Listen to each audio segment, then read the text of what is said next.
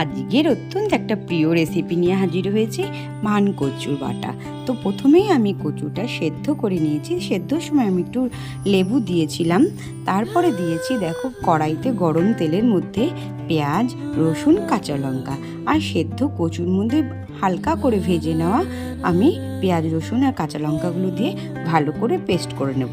এবার দিয়ে দেব নুন আর সামান্য একটু কালো জিরে দিয়ে ওটা পেস্ট করে নিয়ে কড়াইতে তেল বসিয়ে গরম বসিয়ে এবার আমি বাটাগুলো সব দিয়ে দেব। দিয়ে আমি কিন্তু এটা সম্পূর্ণ রেসিপিটা সর্ষের তেলে করেছি, কারণ সর্ষের তেলে রেসিপিটা খেতে অত্যন্ত স্বাদ হয়। আর বাঙালিরা তো কচু বাটা ভীষণই প্রিয়।